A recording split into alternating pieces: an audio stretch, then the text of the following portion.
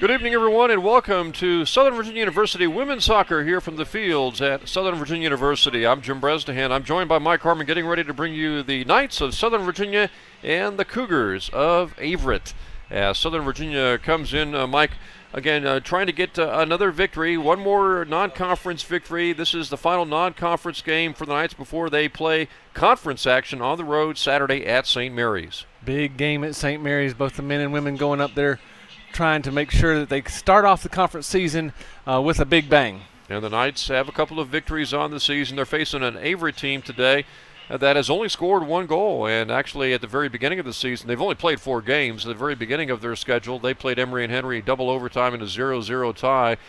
They've only played 4 games. They're 0-3-1 of the season. Yeah, but the Knights are coming in tonight with a lot of injuries. We're not going to see a lot of the regulars in.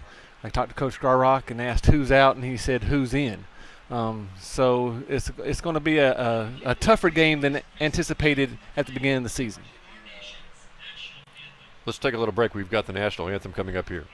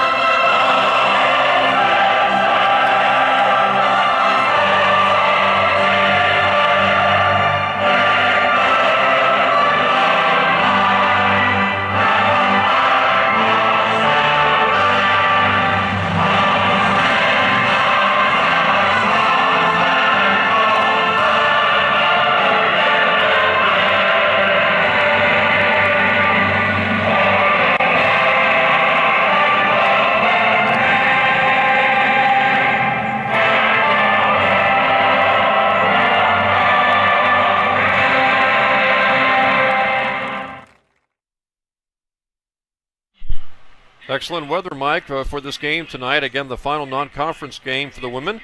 And the men will have their final non-conference game coming up tomorrow night at 6 o'clock against Bridgewater. Again, both these teams, the men and women's soccer team for Southern Virginia, will be playing on the road Saturday in their capital opener at St. Mary's. Should be very interesting on Saturday. Should be very interesting today. And as you mentioned, the Knights kind of banged up. A lot of players missing tonight. And as we looked at the starting lineups for the Knights, you even see a few of those like Lily Winterton and perhaps also Jamila Gamby with their legs bandaged. Yeah, they're all banged up right now, and that's what happens when you go through such a grueling schedule as Coach Garrock puts them through. But in his mind, it's all about playing the best competition to get you prepared for the Capital Conference. And as far as the starting lineup tonight is concerned, again, we will be, I guess, looking at a lineup with a lot of noticeable missing players out there. Yeah, we'll go through the lineup now, and you'll recognize some names, and then there's some that you'll say, oh, it's starting tonight. So starting in goal will be Carmel Hardy, then number 2, Jamila Gamby, number 3, Mackenzie Cottle, number 4, Sierra Sorensen, number 5, Lily Winterton, number 11, Cammie Miller, number 13, Victoria Slade, number 14, Ann Powell, number 26, Emily McFadden, number 27, Savannah Pulliam, and number 32, Lauren Hatchett. And again, the noticeable missing players, among them, Tatiana Monson. Monson's out. She had a spill here that we saw in the overtime game that they played. Her knee, they got it x-rayed and now going to do an MRI. They're thinking it might be just some cartilage that's torn a little bit. And if so, then she'll be back very soon. Savannah Uri's out, who usually plays in goal. And Jackie Barlow, who we saw last time get head to the nose. She has some nice stitches going across the bridge of her nose now, so she's out also. They'll be facing an Averett team, again, that has only played 4 games. Knights come in 2-5 on the season, facing Averett 0-3-1, and they have really struggled with their offense. They've only had 1 goal so far this season. Yeah, well, the Knights are struggling with their offense too. Hopefully tonight will be a night that they can put it all together. We saw some nice crisp passing in their last game, just not enough opportunities on goal. So we're looking for another step up in their offense tonight. And don't forget, we'll have tomorrow men's soccer game for you. That'll be tomorrow night, 6 o'clock, Mike, as the men will be hosting Bridgewater. Bridgewater, another tough ODAC conference foe that they're playing. It's nice that they're playing all these teams that are so talented and so close to home. But again, trying to prepare as much as they can for the Capital Athletic Conference coming up. Okay, so it looks like the Knights will have Ashley. Oh, actually, it'll be Ashley Jones, the starting goalie keeper in the goal for Averett. And when you look down the rest of the Averett lineup, their roster, first of all, Mike, is not too big. No, they've kind of pared down just a little bit as compared to some of the other teams that we've seen. But it's a game group. So we have the starting lineups for Averett. Ashley Jones in goal. Number 2, Cassidy Felt. Number 3, Joanna Ornberg. Number 5, Leslie Franks. Number 9, Caitlin Barber. Number 15, Annalisa Jobus. Number 20, Ebony Strother. Number 21, Melissa Sanchez. Number 22, Alicia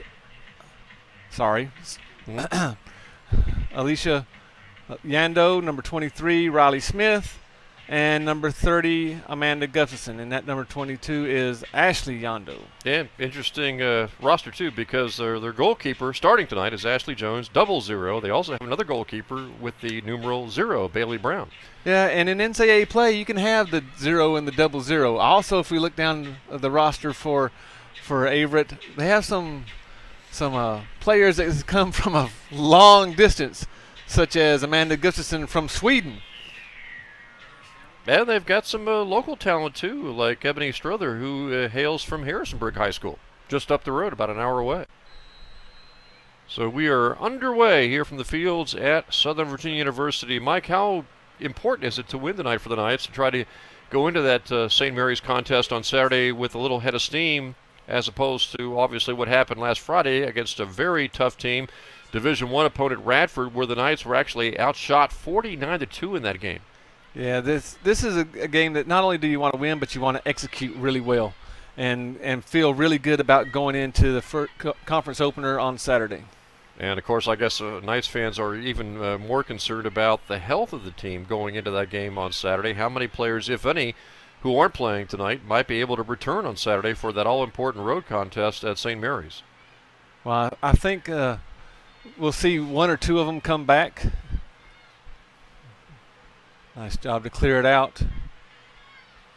We'll have to see if Monson's available. Yeah, probably not, right?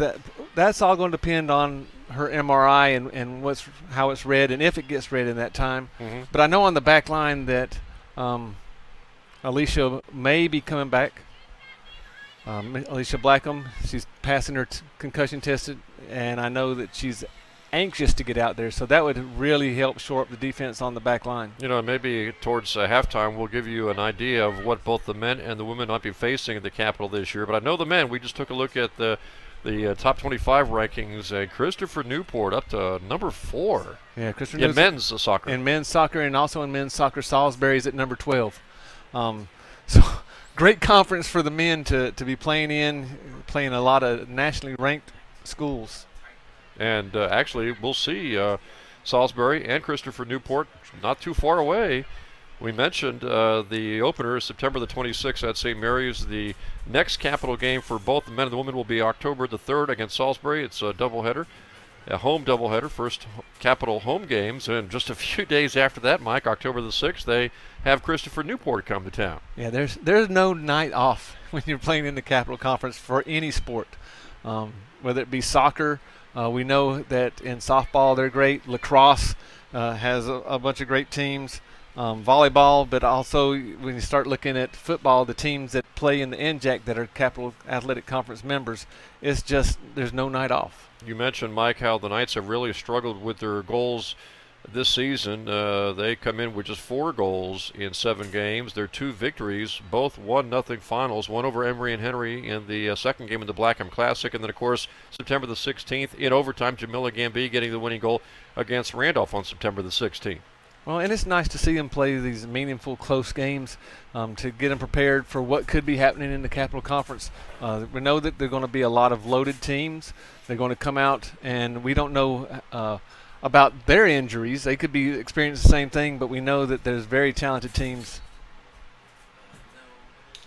And I don't know how the depth of the rosters compare some of these Capital teams. I know in lacrosse, some of those teams have excessively deep rosters. Yeah, we've seen especially Salisbury come out with 4 or 5 teams. Maybe 8 or 9 buses. Coming off the buses, exactly.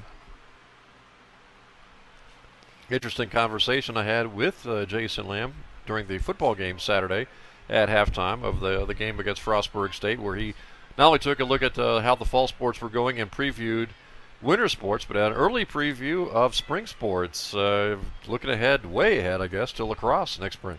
Well, I think when someone comes here to play, they understand that they're going to have to play against Salisbury, and that puts a target on Salisbury's back. And when you have that type of team that you can play against, nationally ranked all the time, and can start to compare yourself to where they're at, and that's where you want to get, it just gives you a lot of extra motivation. And it's hard to answer the question, when will your program be on par with Salisbury? That's like asking the Cleveland Browns when they're going to be on par with the New England Patriots. It's a building process, right? Doesn't happen overnight, that's for sure. No, not at all. Salisbury didn't get that way, I assume, overnight. So no, it took a while, but once they got there, that's the great thing about some of these teams that receive nationally ranked so much is once they get there, they know how to stay there. Whistle blows as Cottle hit the turf. We'll start the free kick here, and it's nice to see that the Knights are really keeping the ball down in the offensive end much more than having it in their defensive end so far. How about the adjustment Carmel Hardy starting in goal with Uriah out again? Hardy, of course, took over for Miller in their second game of the season. Ran into little problems, I guess, in that second game against Ferrum, losing 4-1. Didn't play badly, though, and now getting the start tonight. Yeah, this is, again, another growing up process. She's from Buena Vista, small school that she played at. Didn't see quite the talent that she's seeing now at the collegiate level, but I know that Coach Klein has been really working with her, and also Coach Cox, just making sure that everything is going well, trying to pick up where she is very comfortable out there on the field with the rest of the girls. Going to be interesting to see how these teams do offensively tonight. We mentioned in 7 games, Knights, again, really struggling with their offense, just a few goals. And, again, 4 games under the belt for Averett for the Cougars. They only had the 1 goal so far this season.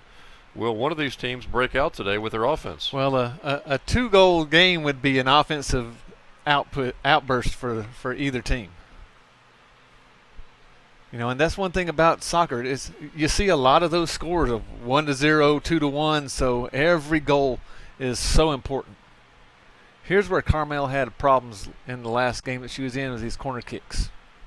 Averett sends it towards the goal, but the Knights are able to knock it away momentarily, and Hardy is able to bat that one away. Nice job to start it out quick to Mackenzie Cottle. Never a sure thing when the goalkeeper's straining to reach the ball, and you wonder, is that going over her head or not? Yeah, and we've seen the ball slip through some of the goalkeeper's hands, not just on the Knight side, men and women, but on opposing teams too. So it's never a sure thing until they get the ball in their arms. You wonder about what kind of percentage, not 100% I assume, health-wise, Jamila Gambi might be at. Yeah, you never know with her. She could be at 20% or she could be at 99%, but you never know really what's going on with her because she's always going 100 miles an hour. It was an interesting conversation, too, I think, a few days ago you had with Tatiana Monson that she was talking about. We were joking during that game where she came back in after getting hurt saying, she might want to become a lawyer. Yeah, I did talk to her, and she came right after Jackie Barlow got hurt, got cut on the nose, and she said that she didn't even have to argue very much because they were so worried about what was going on with Jackie. They just said they forgot about Tatiana, and she just said, I can go in, and they didn't even look to see who it was and said, go ahead. So she kind of snuck in there.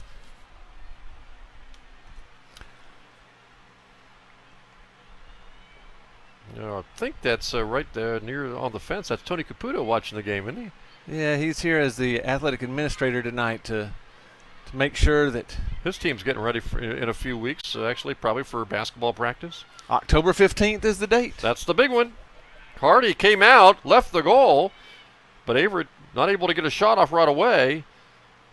And the Knights are trying to clear right now. Boy, that's a dangerous situation, Mike, coming out with the goal and the ball being right out there for Averett. Yeah, that's the one thing that Carmel really has to work on is her communication. She was calling for the ball but wasn't loud enough to where the defense around her could hear. So she has to be really loud. You guys will have volleyball, I believe, coming up Thursday night, 7 o'clock, first volleyball webcast of the season. And of course, volleyball teams have been very busy here in the last few weeks. They have, and unfortunately they've lost their 3-year starter at setter, Caitlin Talusik. And from what I understand, they have some other nagging injuries, so they've gone from 11 down to about 8 able bodies at practice. Which can be kind of getting dangerous as far as depth is concerned. That is very dangerous. But no one can complain about playing time there because everybody gets plenty of it. It's almost starting to sound like your basketball team from, 3 years ago, was it? Yeah, that was that was rough. You were down to 8 or 7? 7, I think. We had 7 girls. Yeah. But they persevered and pulled through, and I'm sure that the rest of the teams do the same thing. I wondered, when the volleyball team gets that less in numbers, if it's kind of like your basketball team from a few years ago where they have to really make sure their stamina is where they need it to be. Yeah, there's a lot maybe an extra running or something. There's a lot of conditioning that go on with those young ladies, and Coach Gwynn really does a good job of pushing them through, along with the strength and conditioning coaches that we have. They've really worked hard with all the athletes to make sure that they're right where they need to be to compete at this level. Both teams trying to find some offense here between Southern Virginia and Averett. Camby hits the turf again. Hate to see her go down at all with that leg wrap on the left leg. Yeah, I think that was more of an ankle turn right there. She stepped on the ball a little bit, but right back up and at it. Knights struggling right now, just trying to get some passing so they can maintain control of the ball. Nice step in there by Lauren Hatchett.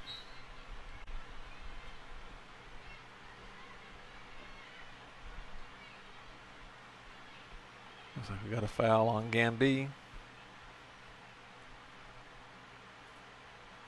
Well, Jamila had to be excited, of course, with her overtime winner a few weeks ago against Randolph.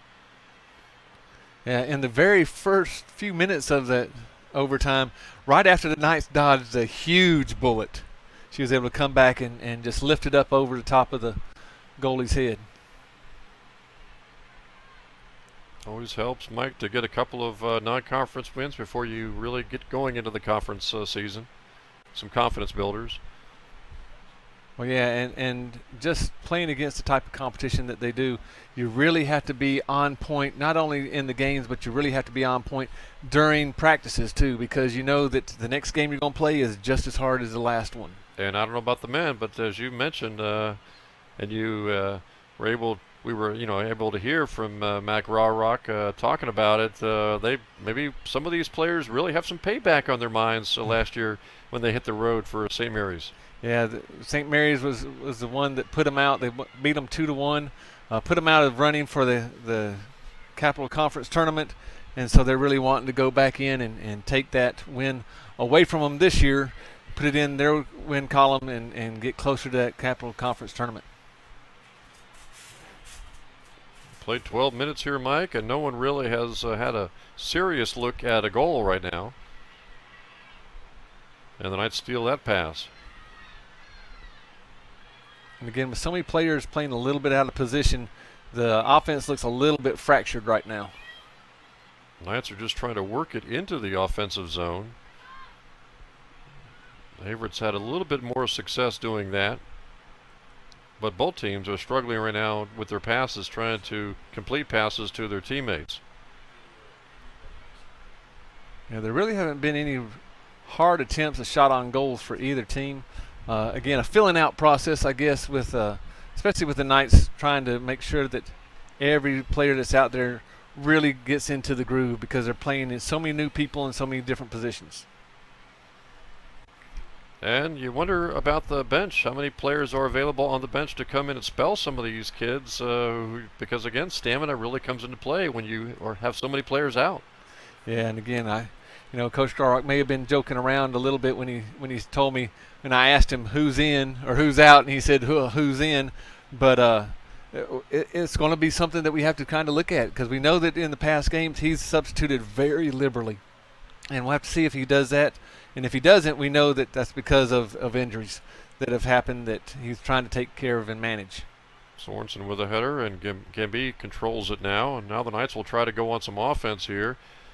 And to do that, they're going to have to avoid turnovers like that one right there where momentarily Averett was able to take it. Both teams really struggling, Mike, with their passing, trying to control the ball. Yeah, they just haven't found that nice soft touch that puts the ball right on the feet of the intended receiver. It could be just nerves. It could be, again, not really gelling with the teammates that are out there right yet, but we'll see that happen later. It could be just that they're not right there yet. They're working into it because you mentioned it is a nice cool evening out there, and if you don't warm up enough, those muscles don't get loose enough, you're not able to perform to the best of your abilities. And that seems to be the kind of weather we're going to have for at least the next few weeks and maybe throughout the month of October, where it's maybe 70s, perhaps even around 80 for the day. But once you get into the nighttime, we're talking probably 50s and 60s, and you hope you don't get down to the 30s and the 40s. Yeah, that would be not fun for the players. We'll be bringing the heaters and all if that happens, but didn't have to worry about that Saturday afternoon at the football game. Man, it was, I think it was supposed to be 80 or 85. It felt like 95, I'm sure, for some of the players out there. Yeah, that turf can really heat up. It's usually about 20 degrees hotter on the turf than it is off of it. Yeah, and Southern Virginia lost their home opener, of course, on Saturday to Frostburg, 42-7. And Delane Fitzgerald's return to Southern Virginia University as Frostburg's coach. And Knights really have their work cut out next 2 Saturdays in football on the road at Salisbury next Saturday, Mike, and then the following Saturday on the road at Wesley before they return home for homecoming against Montclair State October the 10th. Yeah, those next 2 games are going to be really tough for the Knights. Just not a easy day. In any sport that we play, there's no real gimme games. And you look at the upper half, the projected upper half of the New Jersey Athletic Conference in football. You got Wesley, you got a very good Rowan team. Christopher Newport lost to Wesley but played them pretty tough last weekend. Salisbury had a big win last Saturday. Well, a lot of good teams. Called Jamila offsides. I don't know how he could call her offsides. She was waiting on the ball to come through. Yeah, it looked like a defender was behind her too. Yeah, I think. Well, once the ball got past to her, she can take off, and with her speed, she can be very. Offsides deceptive. has to be a split second, and maybe it's a judgment call too. So I'm wondering how often offsides calls are incorrect when you have a chance maybe to look at them again. Yeah, I think Jamila with her speed really causes some problems for some of the line judges because they don't believe. And again, this might be a perception, but I know a lot of people just don't believe that the young ladies, the women, can be that fast. You don't see it that much with the ball's on the ground. Carmel's got to get on it. Save it. Boy, the Knights really dodged one there. Kamara was just having a hard time picking it up, and then at the very end of that incident, kind of seemed indecisive about whether to pick it up or not. Yeah, that's like a grenade. You got to jump on it. Oh, this is a one-on-one now. Gamby's taking on the goalie. Let's see if she can score here. And she does. She looked over her shoulder at the line judge, I guess, to see if it was okay, if she was onside, not offsides. And once she got the all-clear signal, basically, by not having anything called, she just made the correct play and put that high over the goalkeeper into the left side, goalkeeper's left side of the net. Yeah, that was almost too high. She played it off the top of the crossbar. May have been a little bit better to go toward the far goal post, but the ball went in, so it's a moot point goal for the Knights. And how close was she potentially to being offsides on that kind of play? I think she was fine. Again, the ball was released from the foot of the Knight player, and then as soon as it was released, she can go as hard as she wants. So Jamila has another goal. She, of course, scored the game winners we mentioned against Randolph a few weeks back, and now the Knights are off to a quick 1-0 lead here. And right now, Carmel's really got to pick it up. She as far as being very aggressive. Can't go halfway and then decide on your way out of the box, oh, I need to get back. If you're going to go get the ball, go get the ball. Sacrifice your body, get on it. Again, she hasn't had a start since September the 4th against Ferrum. And that was just her only other start of the season. Well, now we'll see how the Knights play with this lead. Are they going to attack like we've seen other teams do, or are they going to try to get back into defensive mode and just do what they can to make sure that Averett doesn't score? Well, if it was 26:55 left in the second half, I'd say maybe go defensive mode. But first half, you just got to really keep pressing.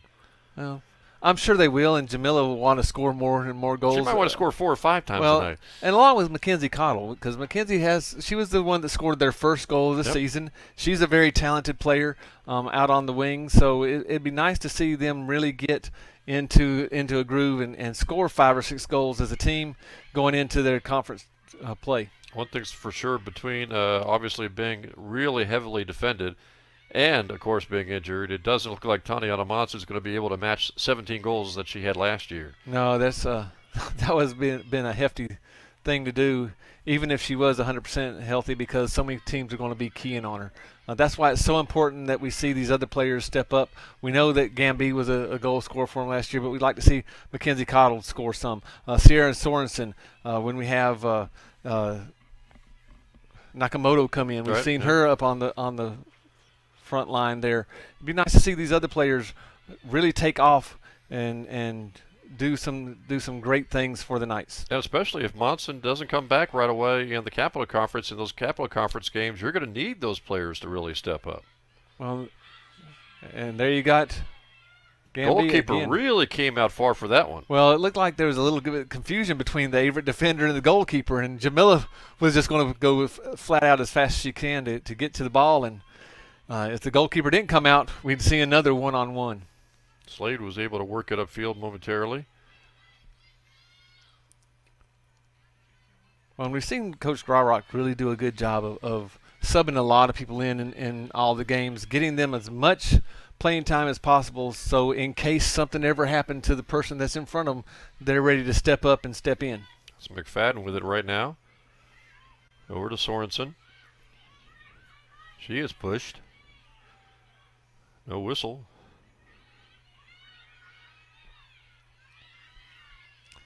Yeah, I don't think Sierra Sorensen goes down that easy. She is a strong young lady. I know when they go into the weight room, she's one of the ones that really gets after it. See Jamila Gamby there momentarily trying to apply some pressure. Maybe force Averett to give up the ball.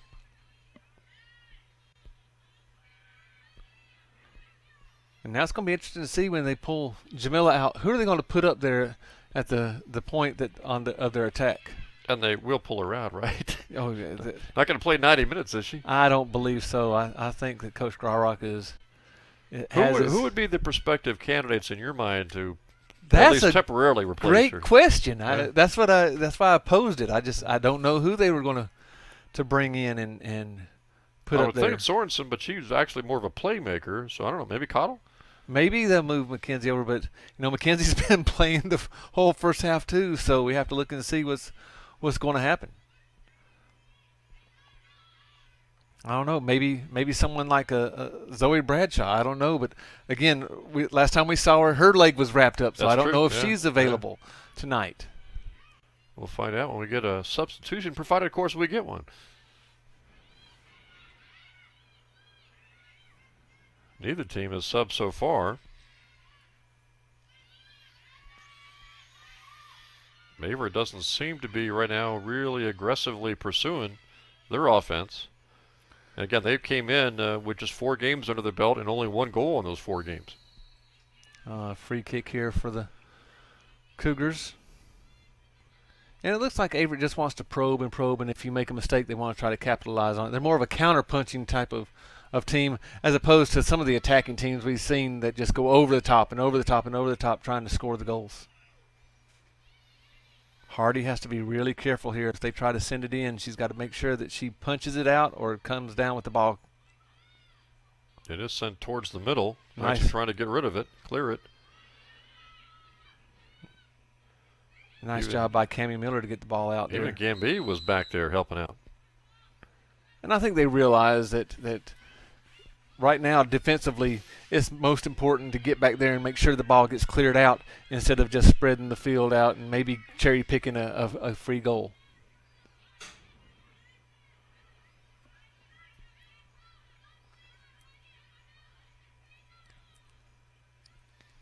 Well, the men tomorrow night at 6 o'clock should have a pretty rough customer in Bridgewater, I would imagine. It'll be a tough matchup for them. I think we looked at the preseason polls from the ODAC, and Bridgewater was in the top 4. So it's not going to be something easy. And again, the Knights trying to prepare the best they can to play against. There's Gambee streaking down the field again. Will she get another chance at it? It hits the goalkeeper, rolling it in. Jamila Gambee has her second goal here in the first half. And she's going to have to come out pretty soon because that wrap used to be a little bit higher. It did, yeah. It's sliding down. Yeah. But, again, another breakaway, and that time off the goalkeeper. And the goalkeeper probably made the right move coming out like that, but it hits the goalkeeper, and then instead of glancing left or glancing right, it goes right on in. Yeah, and I think Jamila wanted to shoot that a little bit higher. Just got it high enough to where when it did bounce, it bounced over the top. And so we have our first subs coming in now for the Knights. Looks like we have Valerie Cruz coming in. And we had one other Knight come in. I couldn't see who it was, but we'll find that out in just a second. I think it's Zoe Bradshaw. And so for the first time this season, the Knights have 2 goals in a game. And in the first half. So this bodes very well for the Knights because we know defensively they can do a great job in just shutting down other teams. And what were the keys? Was it more about the nice passing or just bad defense by Averett to allow Gambee to have a couple of breakaways here in the first half now? I think the passing's finally starting to get there. But on the other hand, I don't think Averett really has adjusted to how fast Gambee really is. And there's another speedster there, Zoe Bradshaw.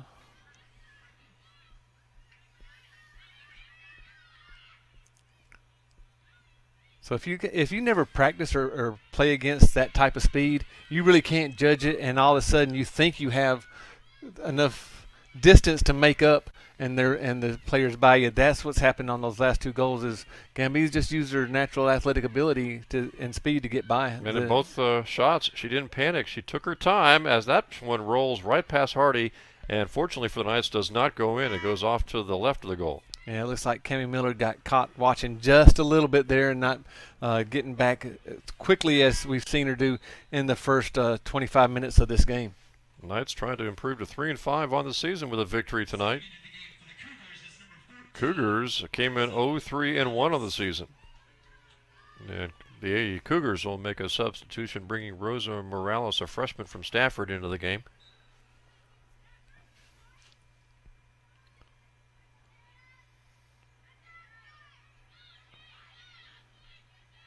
Well, every time that ball rolls downfield, Gambee's got the big eyes thinking maybe another goal. Oh, she'd like to have the hat trick in the first half. And now we see Emily McFadden pulled up to the front. So imagine the hat tricks are pretty rare in soccer. Hard to get enough to get 2 goals as opposed to 3. Especially this year for the Knights. Yeah.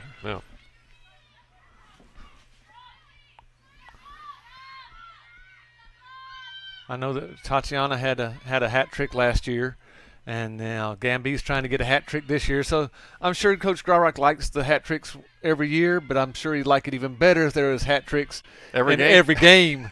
Or at least 3 goals every game. It doesn't matter if there's a different player scoring it. Averett trying to get on the scoreboard. Nice defense by the Knights there. That was Slade taking it away. Nice pass to Gambee upfield. The Knights back on the attack here. McFadden tried to slide it ahead there. Again, now we're starting to see the Knights really attack on and focus on this right-hand side of the field.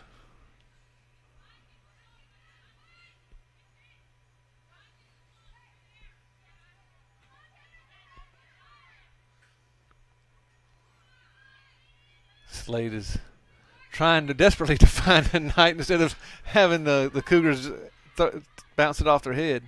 Oh, this could be bad. It's a breakaway. Powell got beat.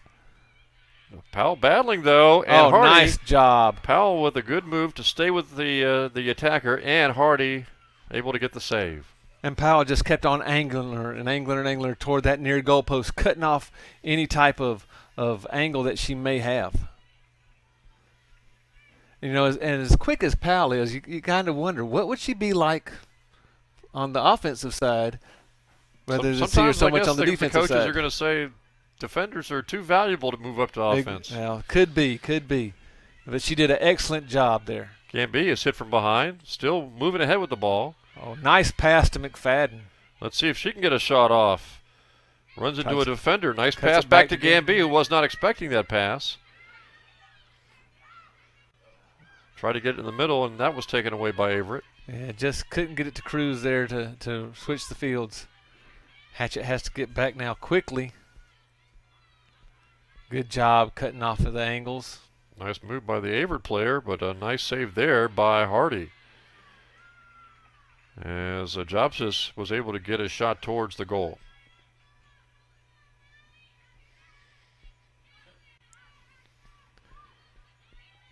And again, number 4 there, Sierra Sorensen. I'd really like to see her. Oh, not a good pass by Hardy. And it's into the goal for Averett. She tried to get it upfield and passed it right to an Averett Cougar, who immediately, seconds later, shot it right past Hardy for Averett's first goal. A big mistake by Hardy there. And now the lead is down to 2-1. Yeah, Gustafson took complete advantage of that mistake that the Knights made. And that's what good players do. And Hardy will learn that hard lesson.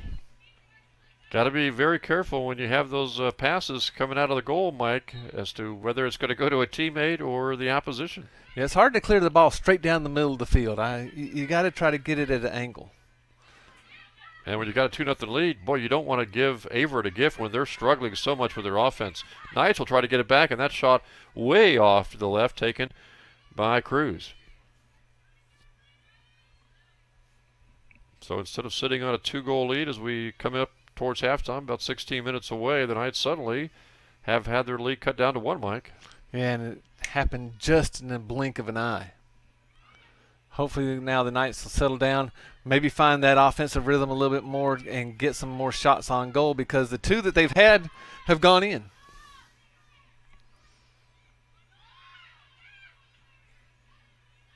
Slade went down. Hardy gets the ball for the Knights.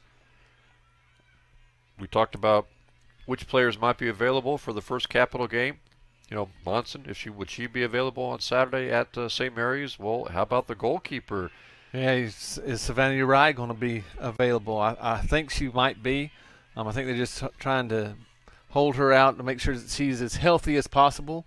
Alicia Blackham should be back for that. I think she just got cleared by the trainers, and so they're holding her out of this game to make sure that everything's 100% for Saturday.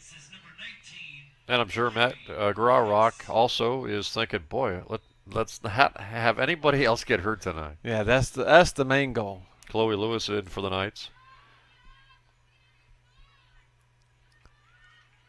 Well, back to Sierra Sorensen. She was so valuable to the Knights last year and is still valuable to the Knights this year. She just hasn't really hit her stride with her passing and with the rest of the Knights out on the field.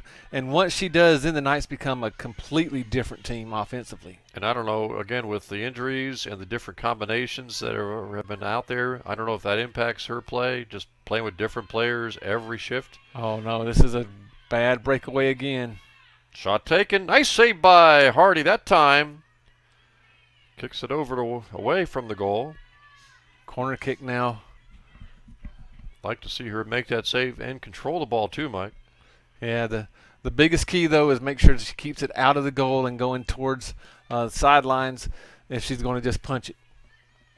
So now you see all the Knights back trying to mark somebody up and thus keep the ball out of the goal. Towards the middle. Averett kicks it, and it sails over the goal. Goal kick now for the Knights. Whew. That was a tense situation there. Speaking of Coach Graurock, no tie tonight. He's tieless. And there's Alicia Blackham coming in, going to get some playing time. But going tieless because I think earlier on this afternoon we were talking and it was brought up that Coach Graurock's a surfer. They're going to Maryland, and St. Mary's is right there on the coast. So, he may be taking his surfboard with him. I don't know. It might be a little late in the season, temperature-wise. The water might be a little cold for that. He's a Northwest boy, and these temperatures don't bother him at all. There's McFadden upfield to Gambee. Nice shield there by number 20, Ebony Strother. She might be able to do her best to match Jamila for the speed. Don't know if she's as strong as Jamila, though. Can't imagine that. Oh, nice footwork. Chloe Lewis with it. Thought Zoe was going to break towards the goal and just miscommunication again. Another pass. Nice pass by Averett. Good defense, though, by the Knights to take the ball away. And now we're starting to see Averett really pick up the pace. In the first 20 minutes, they were very plotting. Boy, Jamila almost had a breakaway. Still does. Could have a hat trick here and can't really get the shot off. And the goalie's able to deflect it away. Boy, Jamila actually stumbled a little bit on her way upfield. And maybe as a result had fewer seconds to really set up that shot. Yeah, she had to get it away a little bit quicker than she wanted to because of the closing of the defenders from Averett.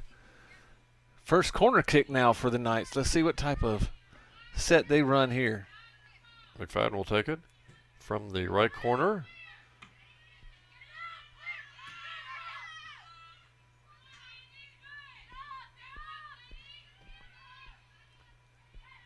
Cammie has to be really careful there and make sure that nothing gets by her. Nice backup, though, there by Lauren Hatchett. Let's work it over to Sorensen now. Oh, this is great. McFadden on the right side. Anybody going to be there in the middle? Jamila is. Nice pass, but a little. There's Bradshaw. Oh. Zoe can't get the shot off. Try to slide to that shot.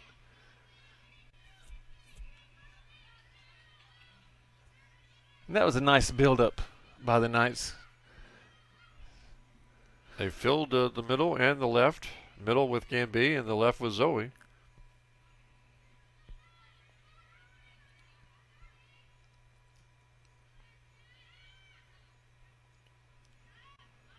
Uh, 11 minutes left, Jim. It'd be really nice to get that 2-goal lead back going into halftime. Maybe with Jamila getting a third goal. Can't get by the defender, though. One thing's for sure, they don't want to give up another goal to Averett on a Knights mistake. No, the Knights really have to be on point with their defense right now.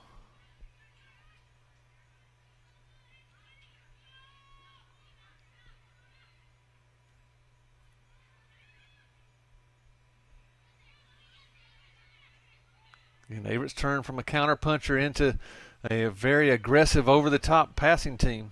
Shot taken, save made by Hardy.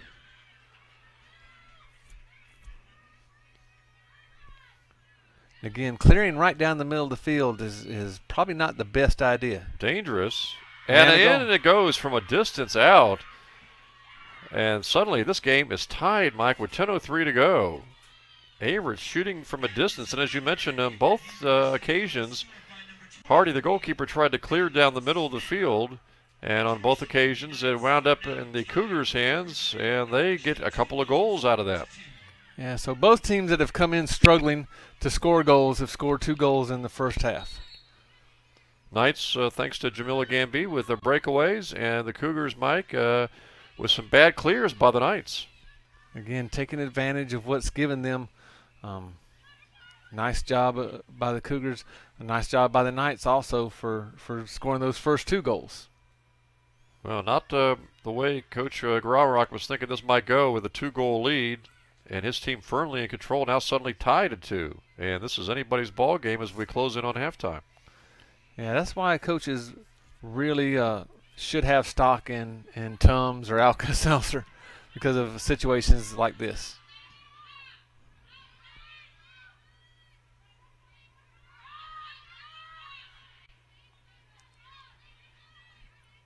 And it does look like that first goal really energized Averett's offense. And now they seemingly have the momentum, tying the game with 9:08 to go.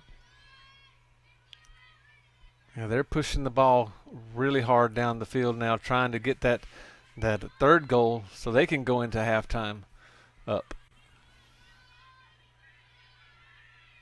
And if that happens, the Knights, who had a 2-goal lead in this game, 2-0, will be wondering what happened to our lead at halftime. Yeah, that could be very, very disappointing for the coaching staff and the players of the Knights.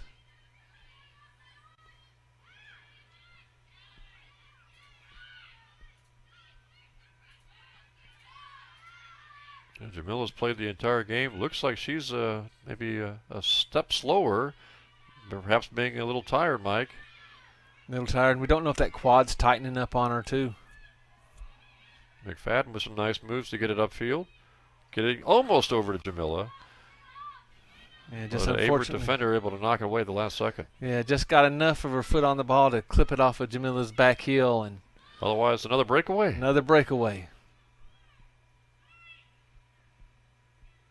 Let's work it upfield to Jamila. Along with Cruz, who trips down. No whistle. Tries to play it through just too far for Zoe to try to catch up to it.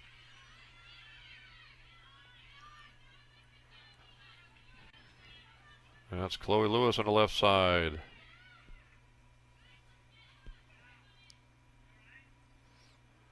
Now, good pressure by the Knights. Let's see if they can just come up with something now off this pressure offensively that they're putting on the Cougars.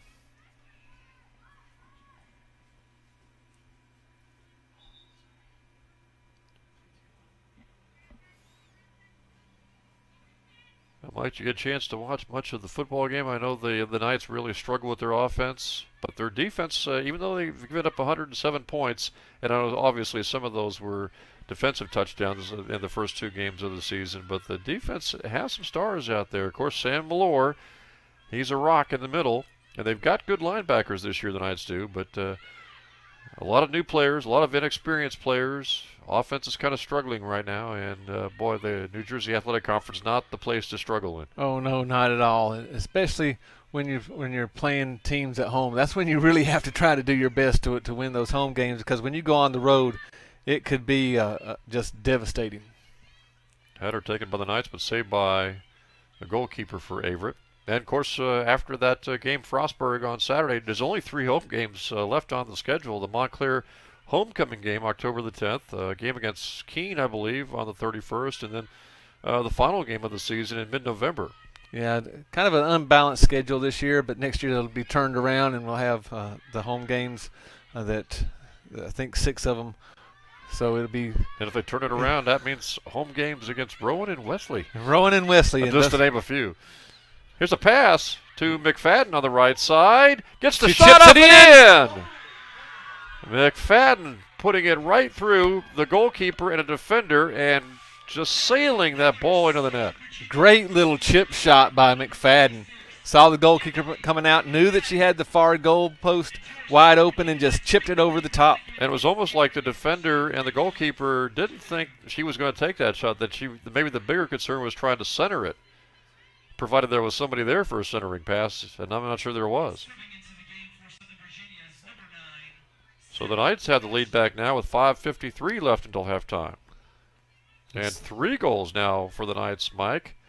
When all season long in the first 7 games, the most they had scored was 1. Have a sub in, Sarah Foster in for the Knights now. For Valerie Cruz, and Now, again, this last 5.5 minutes, the Knights really have to buckle down defensively. Yeah, you'd like to get that 2-goal lead back by scoring your 4th goal, but you do not want to make any more mistakes where you give up a goal. Yeah, and when you clear, you have to clear out to the sides and not straight down the field. And I wonder if that's something they'll talk about at halftime, just the clears, whether you're going to go down the field, straight down the field in the middle, or off to the sides. I think Mackenzie Cox will have a lot of conversations with Carmel Hardy. Oh, Lauren Hatchett almost a little bit too nonchalant with that.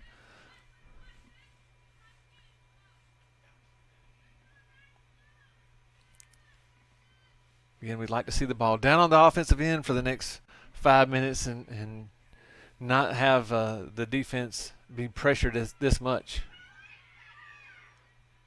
Averett trying to get it in the middle where they can get a shot off.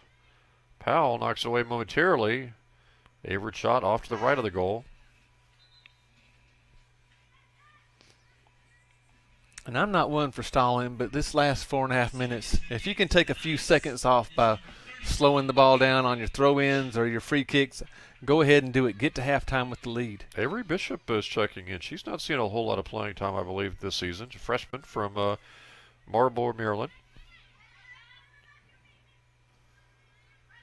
Again, a lot of people getting playing time because of injuries, and if you don't have, this is another good pass over the top. Shot taken. Ooh, just on the outside of the goal. Just off to the right of the goal. And Cammie Miller, that's the second time that we've seen Cammie just get caught watching the ball go over the top of her head. She needs to drop a little bit deeper. Gustafson had the opportunity there for the Cougars, but could not come up with the tie-breaking goal. Whistle blows, and the ball will go to Averett with 3:37 left.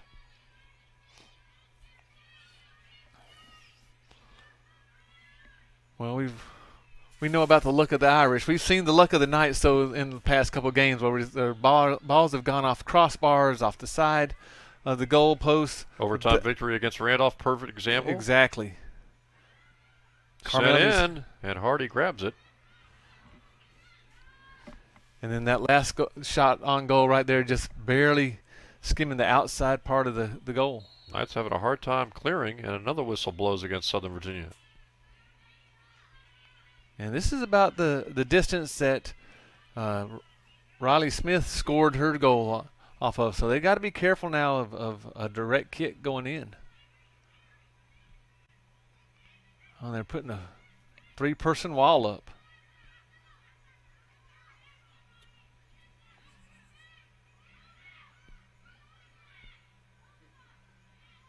Seconds ticking off here. Closing in on 2:30 to go till halftime.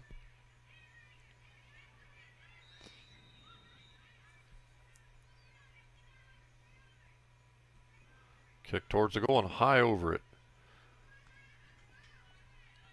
Again, let those seconds click off here. Take a deep breath on your goal kick here. Just settle down and go into the half with the lead. Give the coaches a chance to talk about these clears that have kind of gone haywire for Southern Virginia, allowing a couple of Averett goals. But the coaches have to be pleased with these offensive breakaways for the Knights. Yeah, that's 2 for Gambee, 1 for McFadden. And nice ending shots. We've seen that happen before where they've gotten some breakaways or built up very nicely, but not being able to take advantage of it. And tonight they have. Sometimes we've seen them on breakaways where they just couldn't control the ball, and sometimes maybe hurrying their shots. But in these cases, they've controlled the ball, made the right decisions, and really taken their time with their shots. And the result is putting the ball in the back of the net. Averett taking their time, trying to switch the field as time kind of goes down on them. Open player on the left side. Shot towards the goal and in. That was Olmberg scoring. And Hardy looked like she kind of froze on that shot as it just went by her right side. And it's like Averett didn't even know that she scored. It was a good, strong shot by Olmberg. Very good. And to the near post, and I think Hardy, like you said, looked like she got frozen, just didn't make any move toward the ball. And suddenly this game is tied at 3 with 57 seconds left. Well, we've been used to 1-1 and 2-1 games, Mike. This one's got the makings of a 7-6 game, I guess. Well, the only thing that matters is if you come out with more goals than the other team.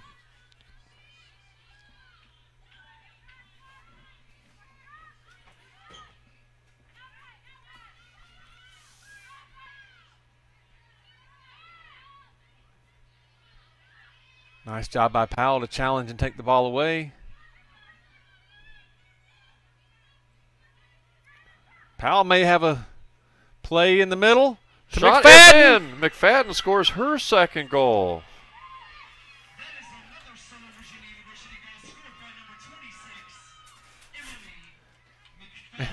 And this is offensive juggernaut night. And that was a nice assist. That was a very nice assist. And again, we wondered earlier, what it would be like to see Powell going up the sidelines on the offense. We just saw there she went past several defenders and was able to play the ball right back to McFadden. Mike, how shocked are you? 4 goals in his first half, and the Knights in their first 7 games of the year, their top goals were just 1 goal a game.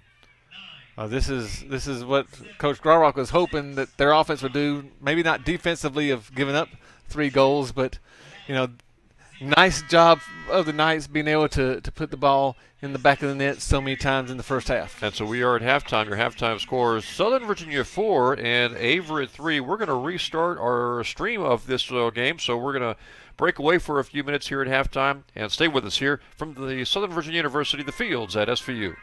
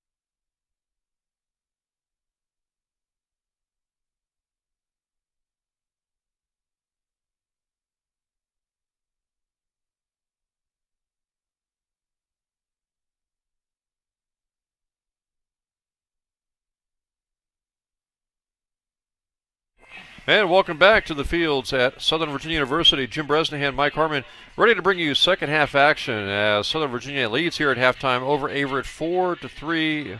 Mike, a lot of goals scored by the Knights, 2 by Jamila Gamby, 2 by McFadden. And the Knights have that 4-3 lead despite being outshot in that first half. Averett had 14 total shots in the first half. Southern Virginia had 10. Corner kicks, Averett 2, Southern Virginia 1. Southern Virginia made 6 saves in that first half. Averett had 3 saves. Yeah, a lot of action going on, and hopefully we see some of the action settle down on the Cougar side but stay hot for the Knights. And the Knights had Emily McFadden scoring twice, Jamila Gamby scoring 2 goals. McFadden actually assisted on one of those Gamby goals, and on McFadden's goals, they were assisted by Sorensen and also Powell. But the Knights had problems clearing on defense, and as a result, Averett was able to cash in with 3 goals. They came in with just 1 goal in 4 games. They have scored 3 in the first half. Yeah, the key is going to be, can the Knights clear the ball, not down the middle of the field where they give up those long kicks into the goal, and can they make sure that when they do clear it, it goes out to the sides, and then not only to clear it to the sides, but get it to a Knight so that they can clear it even further. So what are some of the things you'll be looking for here in this second half to see exactly, will the Knights make some changes in their clears? Well, that's going to be the big thing is, did Mackenzie Cox talk to Carmel Hardy about the clears, to clear it to the side, make sure that the Cougars don't get those free chances. And we see the wrap off of Jamila's leg, so maybe she's feeling a whole lot better, getting it loosened up. It just took a little time to loosen up the muscle, and she's able to come out now without the wrap. Now we've actually got 2 players, Mike, for the Knights, in McFadden and Gamby, who could potentially have hat tricks. I'm not sure that's ever happened, and rarely happens, I would imagine, in any soccer game where you have 2 players scoring 3 goals. Yeah, that would be a feat for the Knights. I'm sure that first and foremost they'd like to come out with a win before having to make sure they have 2 players with the hat tricks. And we were going to say, when this game was 0-0, boy, you get a 2-goal lead in this game, and maybe the game's over, and maybe not. Yeah, the defenses have kind of let down, and the offenses are starting to take over. Corner kick for the Knights, sent towards the goal. Knights unable to make a play there. Still have it, though. And the shot way off to the right.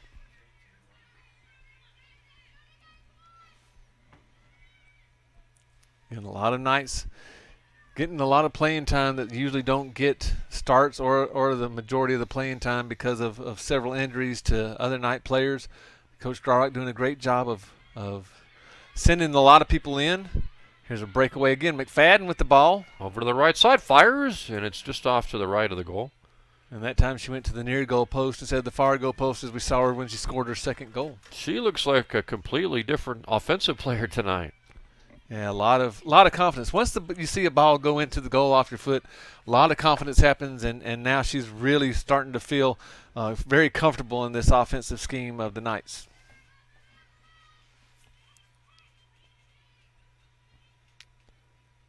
So far, the Knights have been the ones to be able to attack in this first few minutes of the second half.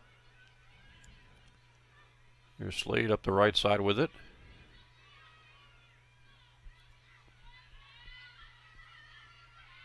Averett with the steal. Miller, who got kind of victimized a couple times by watching the ball sail over her head, made a strong play there to take the ball back.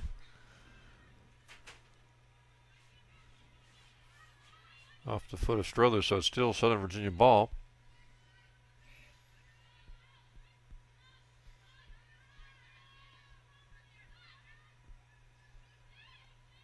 There's Sorensen on the left side now. Over to Powell. And it gets by Cottle. Cottle goes to the turf. And it didn't look like the Averett player was playing the ball there at all. Should have been a kick for Cottle, but we've seen a lot of things that we thought were fouls not be called, and then some of the things that we thought weren't fouls be called. So who are we to question? Well, I know. I put that to the lacrosse coaches last spring. Well, I'm still trying to figure out why this is a penalty, this isn't. And the coaches always go, "So am I." Exactly. It's just I hard to guess get. as your experience as a women's basketball coach in the past, you probably ran into that occasionally, seeing what you thought was a foul and no call. Oh, always. Always a foul that's happened to us, but we would never foul anybody else. I can think of several occasions where I was surprised that they didn't call a foul on us because we were trying to foul. Right, yeah. And then you'd have to really start wondering what's going on.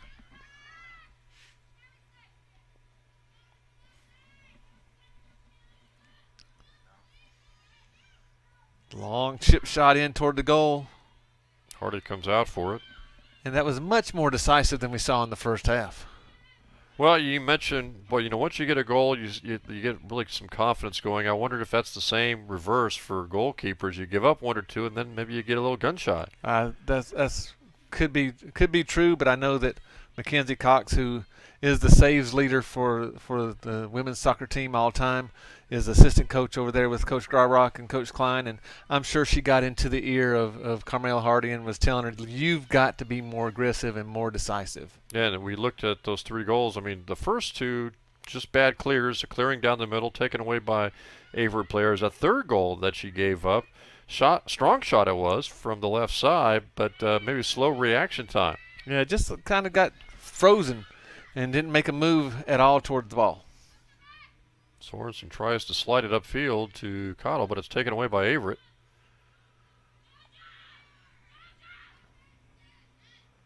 Averett trying to tie the game here in the second half. McFadden able to come all the way back to defend the ball now.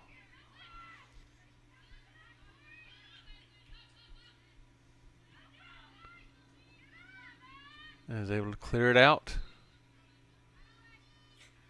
for a throw in now. That's a better job of the Knights, clearing out to the side instead of just trying to clear it to the middle as far as they can.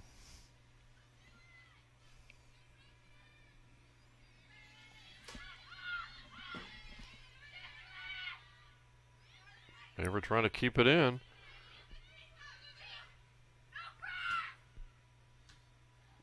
Towards the middle, but the Knights are able to clear. Ahead to Gamby. Gamby plays it off her head. Now she's going to try to run it down. Goalkeeper comes way out for it. And that's dangerous. If Gamby could have found that last little gear to get into, that would have been a wide open goal for her.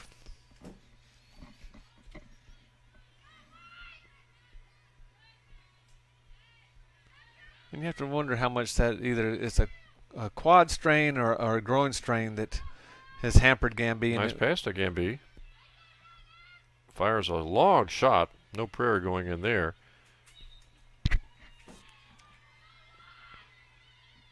Looks like it might be a corner kick for the Knights now. As Gamby was able to play it off of a Cougar defender. Cotto will take it.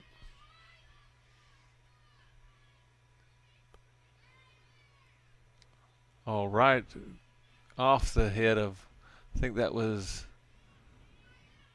is that Miller or? I think it is. No, 27, Savannah Pulliam. Yep. Just a little bit lower, and Savannah could have redirected that right into the open goal. Also went past McFadden, too.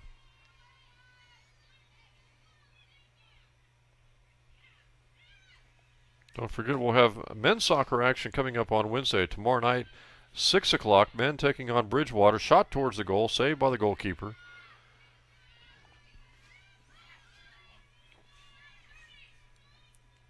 Yeah, the Knights are throwing a lot of shots toward the goal. As they keep on putting pressure on the goalkeeper, eventually we'll see if that the Cougar defense cracks even more than they did in the first half. The Knights had 10 shots total in that first half and 4 goals. Averett had 14 shots in the first half.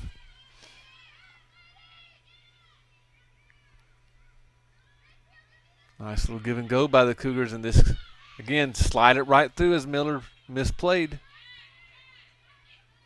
Averett attacking now with a couple of players on the left side. But you saw Hatchett and Powell get back to lend that last line of defense and shore it up. Nice job of making up for a teammate.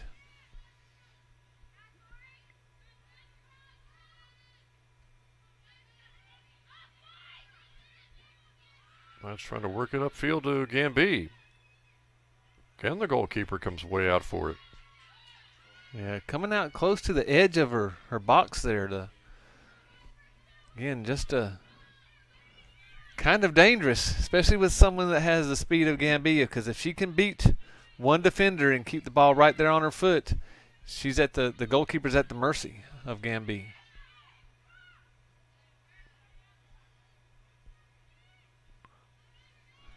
Throw in for the Knights. Powell tries to start it quickly. Oh, there we go. Cottle got hit from behind. Getting ready to say, I thought Felt tried to go right through the back of Cottle.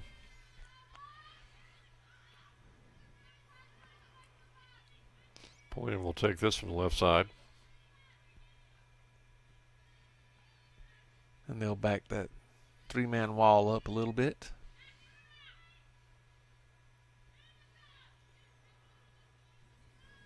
Will she kick this to the middle, Mike, or try to sail it towards the goal? That's a good question. Towards the goal. And the goalkeeper right there. Yeah, didn't get enough loft underneath it. I think they're really trying to have someone run through the middle there and maybe redirect it with their head, but not enough loft on the ball. Bailey Brown, goalkeeper now for Averett. Oh, nice move by Cottle. Just not able to finish it over to the middle of the field.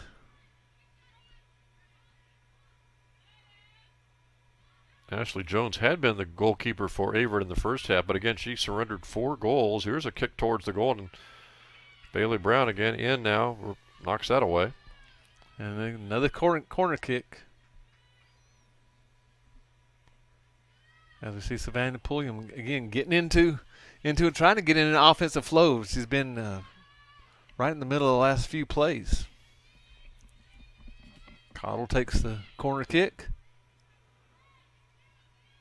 Oh, the Knights had a golden opportunity, but the ball skips by the Knights.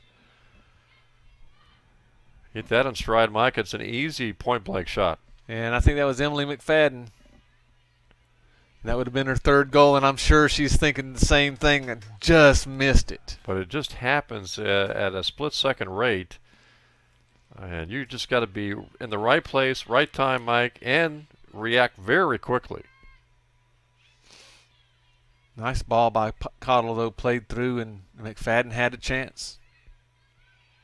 There's Pulliam, takes a shot on goal. Oh, the goalkeeper able to knock it away. That you almost thought was going to get over her head and in on the top of the goal. Yeah, Bailey Brown was able to punch it over the top there. Brown's 5'7", the first goalkeeper, the one in the first half. Ashley Jones 5'4". See if Cottle plays this short or takes it toward the goal. Again, right through the box. Averett knocks it away. Comes out to Hatchett. I think it went off Hatchett's hand.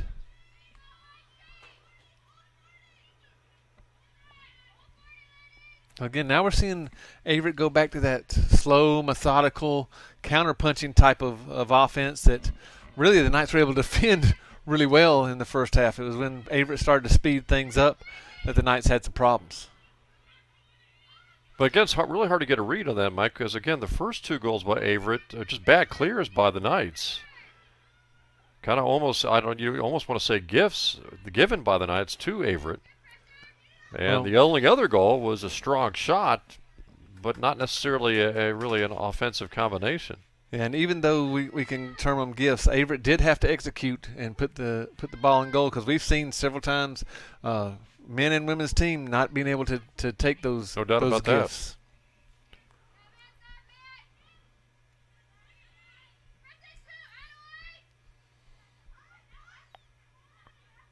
Let's take it away, trying to get it up to Gamby, but taken right back by Averett momentarily.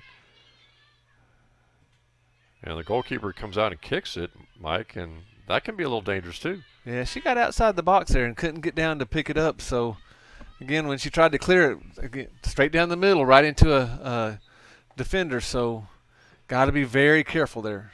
But a decisive move, and that's what we've been talking about earlier, was Carmel has to be more decisive. Katie Absaleth, junior, comes in. She's from Vinton, from William Byrd High School.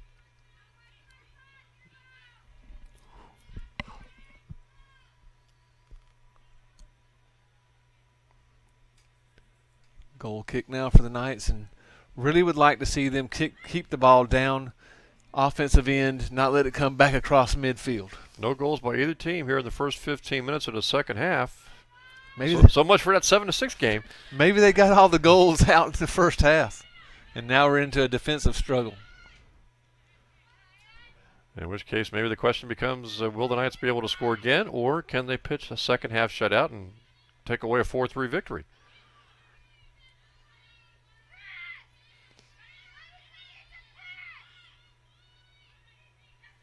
Well, for Coach Dryrock's nerves, he'd like to see 2 or 3 more goals, but he will take a 4-3 victory.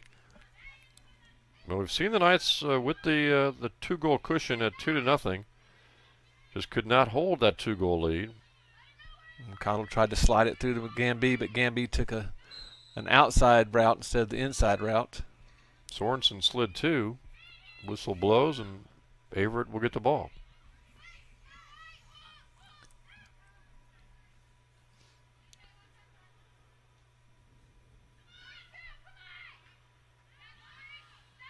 A reminder, we'll have men's soccer action coming up tomorrow night, 6 o'clock against Bridgewater, and then Thursday, 7 o'clock, Mike. You guys, you and Art will have women's volleyball. Well, we'll be inside in the barn for a volleyball game. It'd be great to be back. First of several home volleyball webcasts, too. Nice to get back and see how the Lady Knights are doing on the volleyball court. They had a tremendous season last season, making the Capital Tournament. Nice steal by Averett, shot by Sorensen off to the left. And Sorensen just didn't strike the ball really well there, just didn't get her foot on it.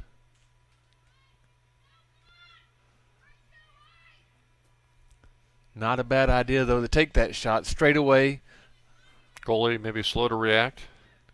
Yeah, if Sierra could have struck the ball well and put some speed on it and angled it toward one of the corners, you never know. Here's Gamby. Fires, and it doesn't sail as much as maybe she was hoping for, Mike, and it went right into the goalie's hands. You can really strike that and get a good sail to it. It might just sail open over the goalie. Yeah, we've seen that happen before, and hoping that it happens again for the Knights and not against us.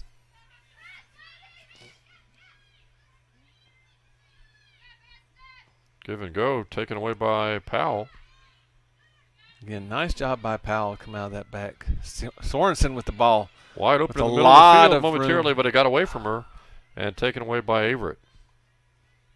Williams able to take it back. Over to McFadden. Player goes down. Didn't see much contact there, Mike. They stopped play now to check on the player. And we hope she's all right. You never know. If you take a shot just the right way, it could really do some damage to you. Might have been a glancing blow. Like I said, I didn't see a whole lot of contact as the players ran by her.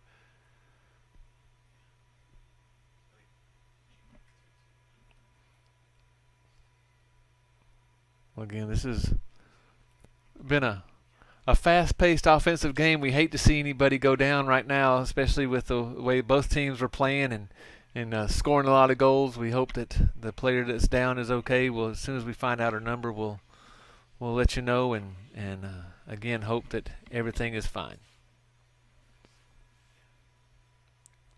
It was 4-3 at halftime, 4-3 right now with 27:56 to go. Mike, we mentioned taking a look, at the Capital Conference as far as how some of these other teams have been doing in both men's and women's soccer. Now, of course, we also mentioned at the very beginning of the broadcast tonight that in men's soccer action, Christopher Newport's 4th in the country. Christopher Newport's 4th in the country. Salisbury's 12th in the country. Again, just a great conference to be a part of because you're always playing someone that's nationally ranked. Right now, just some standings for women's soccer in the Capital. Obviously, no one's played a conference game yet, but we have Salisbury at 5-2, Christopher Newport at 5-2-1, Wesley 3-2-2, Mary Washington at 5-4, Frostburg at 4-4, Marymount at 3-4, St. Mary's at 2-4, and Southern Virginia at 2-5, and York College 1-4, Penn State Harrisburg at 0-4-1. So, there's a lot of chances there for the Knights to get in that top 6 for the Capital Conference. Knights would like to get this victory tonight. It would be their third of the season, Mike. And as you mentioned right there, St. Mary's has just a couple of victories potentially heading into that game, that first Capital game for the Knights hosting Southern Virginia on Saturday. Yeah, there's several schools that they're ahead of right now in just regular play. But, again, nothing really counts until you get into the Capital Conference play. On the men's side, we have Christopher Newport at 7-0-1, Mary Washington at 7-1, Salisbury at 5-1, Frostburg at 5-2, Marymount at 4-3. I think that, by the way, is Yando coming off the field. And she may have just got hit with a shoulder, just a glancing blow, like you said. And if you hit somebody around that jaw area just right, you can go down, lights are out. Good to see her walking off more or less under her own power. So Newport obviously looks like shaping up the team to beat in men's soccer action in the Capital. Well, I'm sure Salisbury will want to have something to say about that also. But, again, it's just going to be just a brutal schedule once you get into the conference. And as we mentioned, the Knights will be having in men's soccer action, and, of course, women with the double headers, having to face Salisbury and Newport, those two top 15 teams, all within 4 days, October the 3rd, Salisbury, and then October the 6th, Christopher Newport. Yeah, just fabulous teams to play against. We're so fortunate to be in that conference that gets such national recognition. No, that they have started the clock. I don't think they have. As play is back underway following the injury to Yando. I wonder if anybody's going to notice that the clock's not going. Outside of us, you mean? Outside of us.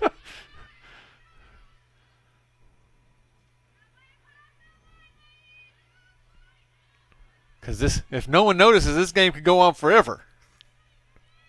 Or at least 27:56. Yeah.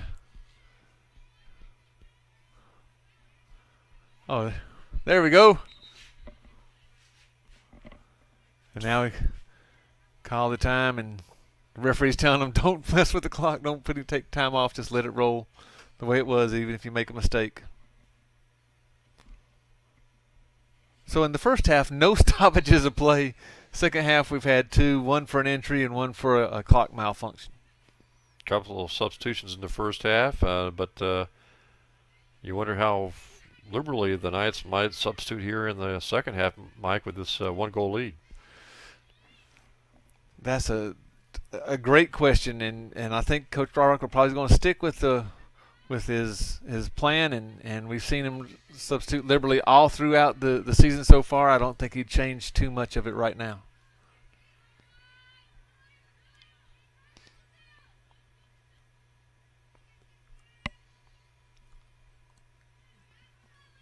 Well, really had hopes of maybe seeing 3 goals tonight by both McFadden and Gamby. Could still happen, obviously, with over 25 minutes still to go. But it has gone from an offensive slugfest to really a defensive-minded game here in the second half.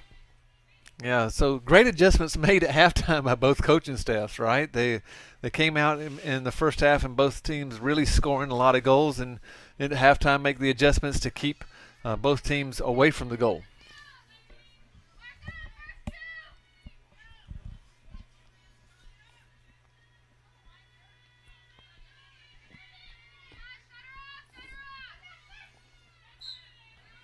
Yeah, and Cottle gets thrown to the turf.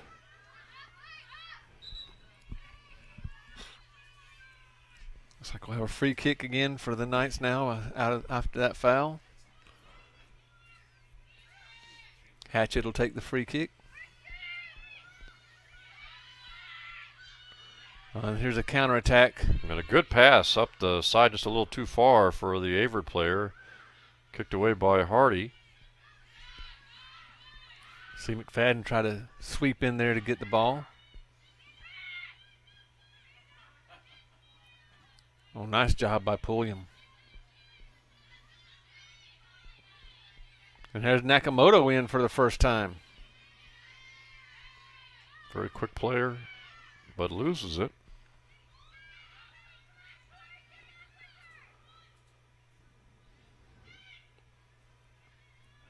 Miller tries to work it over to Winterton. Nice switch of the field by the Knights. Sorensen to Powell, now up to Cottle. Misplayed it, and Averett will have it. You know, and we talked earlier about what players could come in, and we mentioned Nakamoto earlier. She didn't play in the first half. Maybe Coach Garrock trying to use some type of strategy to make sure that he keeps fresh players in the whole game and just use his superior depth over the Averett Cougars.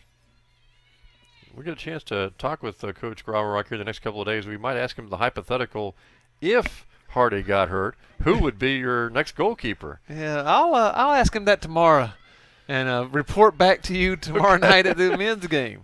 Because we were trying to think of if any other players, obviously, maybe in high school, had goalkeeping experience, and if not, maybe, I don't know, from an athletic standpoint, who would be the obvious choice?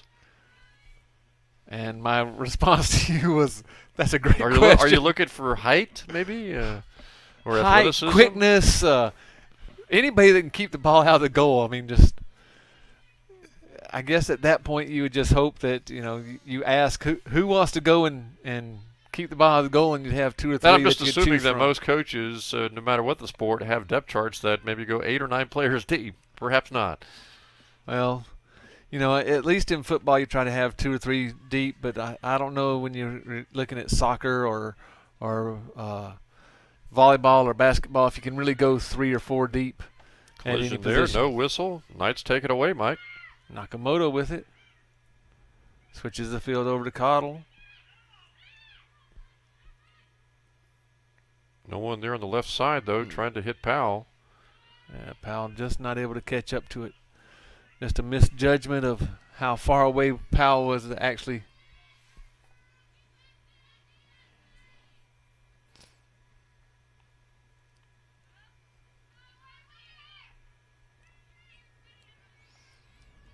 And we really haven't seen a lot of attacks on goal this second half. Again, you wonder if they used all their attacks in the first half. Yeah, I'm not sure if it's the defense just really picking it up here in the second half, or the offenses have kind of slacked off a little bit. Well, you have to think that during halftime, both coaches on Averett and Southern Virginia were talking about what to do to make sure that those free runs didn't happen again. And they've executed that game plan pretty well in the second half. David's problem in the first half, allowing breakaways, a couple of to Gamby, McFadden as well. And for Southern Virginia, it was more about trying to make sure they were properly clearing it once the goalkeeper had it.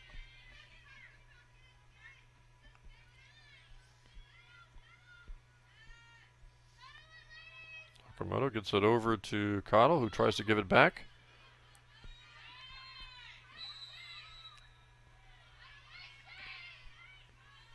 Foul on 27, Lena Meyer. Again, we've seen Nakamoto on the far side, on the near side. She's all over the place. Hatchett will take it.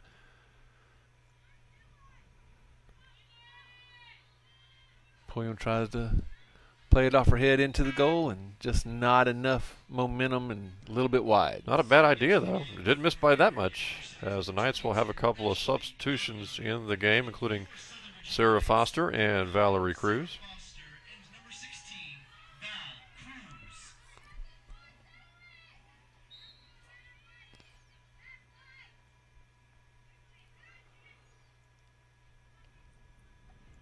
And now we're under the 20-minute mark here in the second half with a 1-goal lead for Southern Virginia.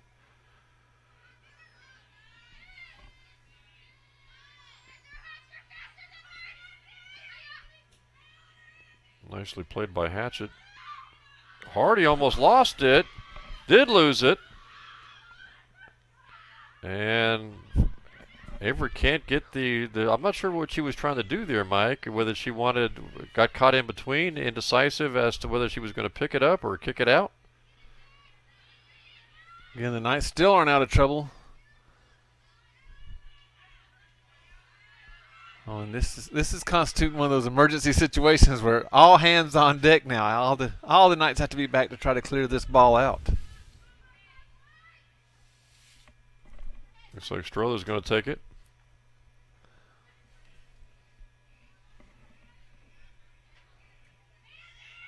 Towards the middle.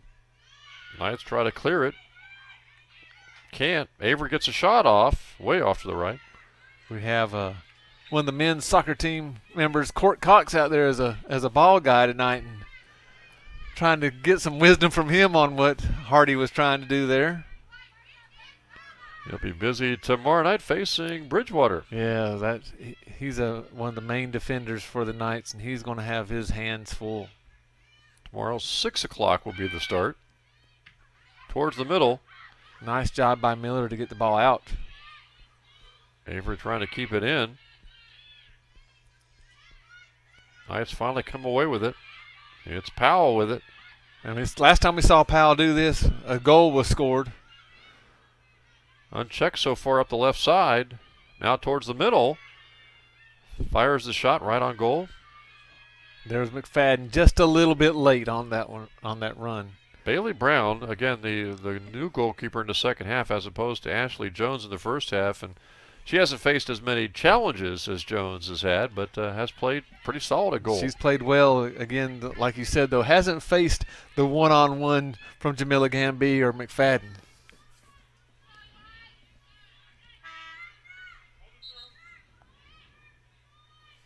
Subs coming in. And in another 10 minutes or so, Mike, the clock will start to become a factor in this one-goal game. See So Bradshaw coming in. Bradshaw in for Cottle. Well, we say that it becomes a factor. We saw 2 goals scored within a minute and a half in the last half, so you never know. Yeah, it was 3-2, and you start thinking, well, the Knights have this one. We're going to have a 1-goal lead at halftime, and they did. It just wasn't 3-2; it was 4-3.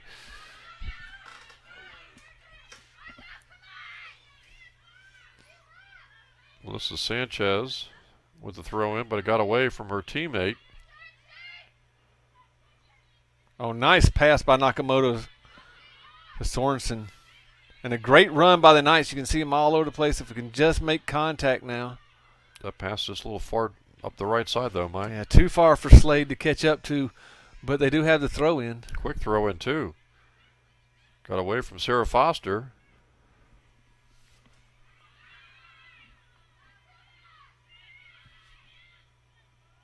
Cruz tried to take a shot.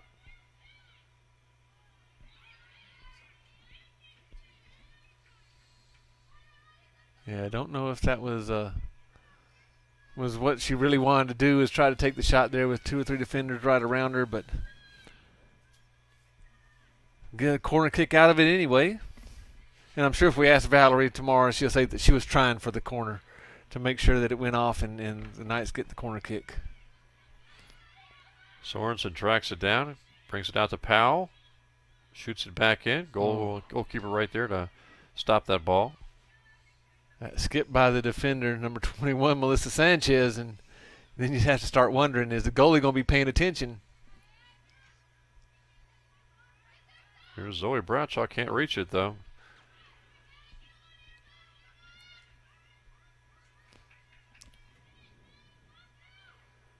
Played nearly 30 minutes now here in the second half. No goals by either team. Still 4-3 your score. That was the score at halftime.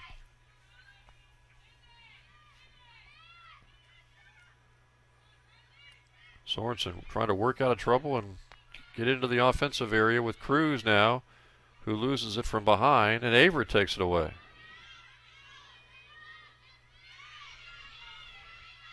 See if Hatchett can chase it down.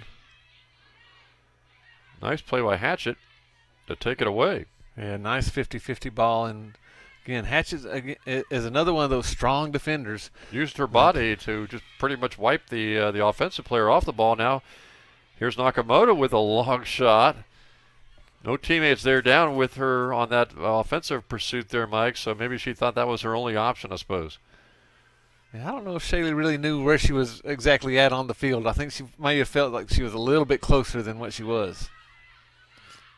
But that leads to this, again, counterattack as Averett starting to ramp up their counterattack and try to go a little bit faster now.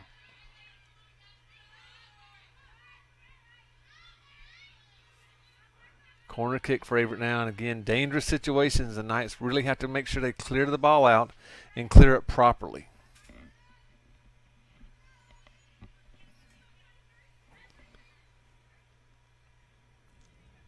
But Averett's, they're taking a lot of time on this corner kick, eating into the clock, so that helps the Knights out. Averett sends it toward the middle. No one really there for the Cougars to make a play on the ball. Sanchez has it. Strother sends it in. And Hardy almost had an offensive player come over and grab it. And it went off Hardy's hands. They're calling it a corner kick now again for the Cougars. The Knights are playing with fire by not being able to get the ball back down into their offensive end.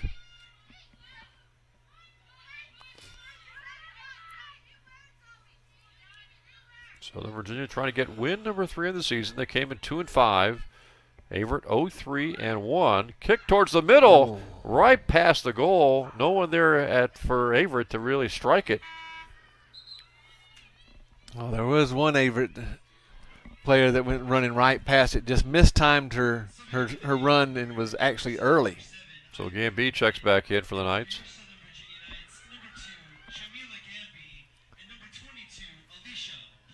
And Alicia Blackham also checking back in. And Alicia's going to try to help settle down that back row defense and make sure that nothing gets past. And I don't think Cottle's back out there just yet. Of course, she was subbed earlier in the second half. I expect around the 10-minute mark we'll see Mackenzie back in. Knights may be thinking about getting Gamby on one final breakaway tonight. Now, I believe they're probably just thinking we need one more goal to make us feel a little bit more comfortable. Don't care who gets it. Just the way they play with Jamila out on that point, that she is the one that gets the most chances right now. Already a great offensive night for Jamila with her 2 goals. And, of course, McFadden also had 2 goals in the first half for the Knights.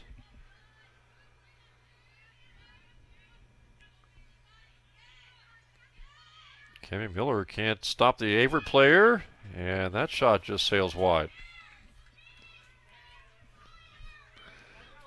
I'm not even a soccer coach, and I need the roll aids and the Tums right now. This is just getting to be too stressful for me.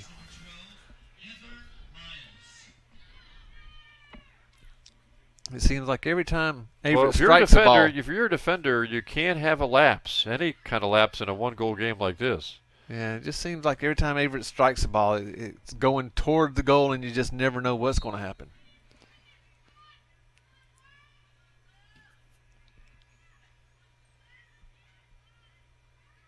Can be off her foot, so Averett's got it. Again, we're seeing Averett really push up on offense now. Knights trying to go back on the attack, but they lose the ball again.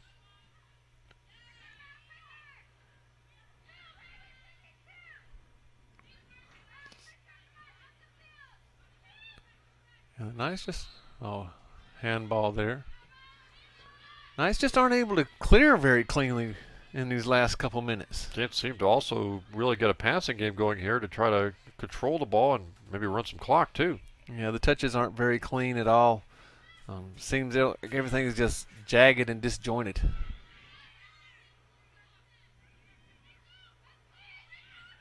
And when you got that going on, Mike, you wonder if fatigue starts to set in, and maybe that's one of the factors. Well, fatigue or just being out there with unfamiliar players. Under the 10-minute mark, Knights trying to hold on to this 1-goal lead. Claimed her 3rd win of the year. Boy, that was a really mean hit. Zoe Bradshaw took it a frontal shot and went down. Wow. There's some football players that like to hit that hard, right? I mean, that was almost a form tackle. Zoe's probably used to that, not just in soccer, but lacrosse too. Lacrosse, we've seen her on the ground plenty of times, and women's lacrosse is supposed to be very non-contact. In theory. In theory. Here's a breakout pass. Will this tie the game? Shot, and it's saved. Nice save by the Knights, Mike. Mike put his head down and didn't want to look at that one. Oh, that was... But that was a nice save. That was a very nice save. Again, being able to keep her hands strong enough to make the ball deflect off to the side instead of going right through the middle, which is what we saw in the Ferrum game. She's just not being able to fathom the strength and speed that the ball is coming in. She's got a lot more experience now. Corner kick coming up. No one there. Knights trying to bring it up field and clear it. But Averett keeps it in. Works it toward the middle.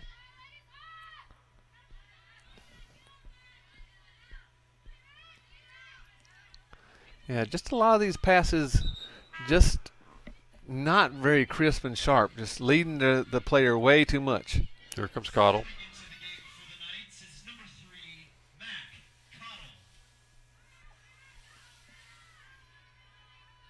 Replacing Bradshaw.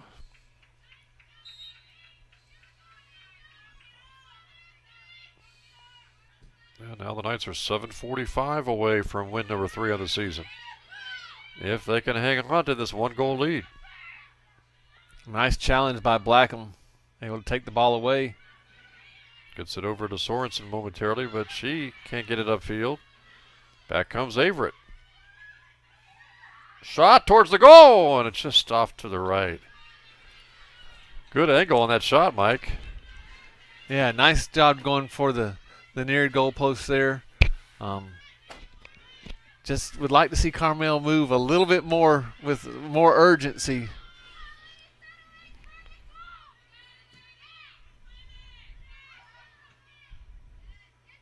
Well, Averett has really been the more aggressive one, the aggressive team in the last couple of minutes, and I would imagine once we get to the end of this game, they're going to maybe have more shots on goal, but the key, as you mentioned, Mike, is just whoever has the most goals. Yeah, they're throwing everything at the Knights right now, and the Knights really need to clear the ball to the other end of the field and keep it down there for 2 or 3 minutes.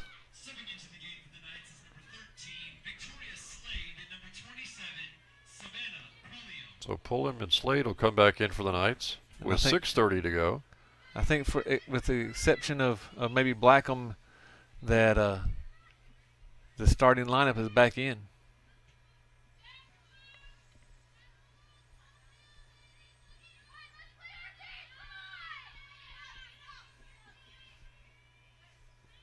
And Mike, you look ahead to Saturday, the Capital opener on the road Saturday at 1:30 against St. Mary's for the women. And, of course, the men's game, I believe, to follow in that doubleheader on Saturday, in the road doubleheader. But what do the Knights have to do differently, obviously, against St. Mary's, trying to get off to a good start in the Capital than they've done here?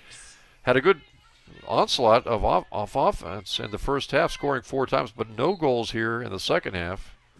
And they've really dodged some bullets defensively. Well, the biggest thing is they cannot give up free, easy goals. Anytime you give up one-on-one goals because your clearing is not there, you're not going to have a lot of chances to come back from that. Fortunately, the Knights were ahead enough at that point that it didn't really put them behind the 8 ball, so to speak. McFadden's going to check in. You know, now the Knights will not be facing, at least record-wise in non-conference action, a top-flight Capital team, but St. Mary is still always tough on the road. Yeah, once you get into conference play, everybody knows everybody from past years' experience. You're scouted really well from your early season games, so it's not going to be easy no matter who you play. And now we're under 5 minutes to go in the game. Yeah, the Knights need to get back to where they were sending that ball through and trying to let Jamila just go get it. That would take some time off and put some pressure back onto the Cougars. And Jamila was trying to do a header, but she got slid it from behind. So it is still Southern Virginia ball. The Knights just really have not been able to manufacture a whole lot of offensive opportunities here in the second half. No, we saw their best couple shots was the first 5 or 6 minutes of the second half, and then after that, just really nothing solid. Averett blocks that shot away. Knights keep it in, though. And we'll see if the Knights can get back and stop the counterattack. Powell on the defense there. Averett trying to work for a shot. Nice block there by the Knights. Yeah, Powell's able to get back and put her body in harm's way, so to speak, because that shot came hard.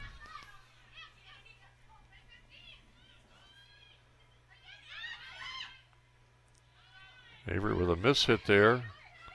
Just trying to throw it into the corner. Nice job by Hatchett to go over and kind of just ward off the offensive player of Averett. Closing in on the 3-minute mark with this 1-goal lead. 7 goals in the first half, no goals by either team in the second half so far. Powell over to Gambee. Plays it up to Pulliam. Pulliam tries to play it all the way across McFadden. Now this is a nice build-up for the Knights. McFadden deep in the corner, tries to get it back to the middle. It's kicked out. And now the Knights need to take a few seconds off the clock. No hurry here. Yeah, no hurry to get to the corner kick. Take time. Make sure you got the ball placed exactly where you want it. Maybe a few run-ups. Took that pretty quick. Past Gambee, past Sorensen. Kicked way outside. Oh, off no. the head of Hatchett. Breakaway here for Averett. And Hatchett hits the player from the side. Oh, that was close. And it was in the box. Very, very close. Nice job of Lauren Hatchett not to give up on the play, but to get back in it and use her shoulders to push the offensive player out. Just have to hope that was maybe Averett's last hurrah. We'll see. I hope so, because I don't know if the Knights can take another shot like that. As you mentioned, Hatchett kind of gave up on the ball and then came back and made the play. Under 2 minutes to go now. Knights trying to hang on to this 1-goal lead.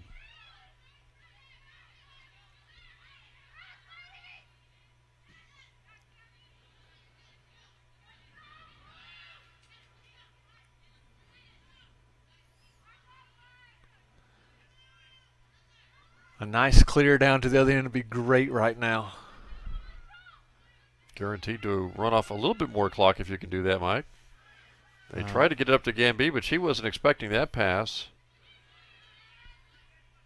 Nice job of getting the ball out. Forcing Averett to take some time with their throw-ins. But again, just clearing it down the field now as far as you can. Again, the Knights need to take some time on this throw-in. Don't start so fast. And try to control the ball. Gambee battling for it. Quick start by Averett. 52 seconds to go. Gambee's got it. High kick. No chance of going in there.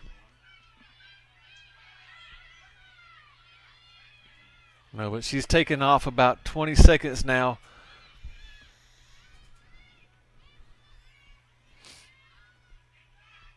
Header by Winterton.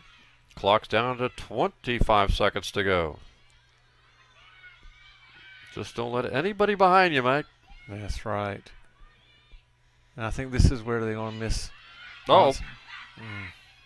Powell was Nice able to job work it by away Powell. with 12 seconds to go.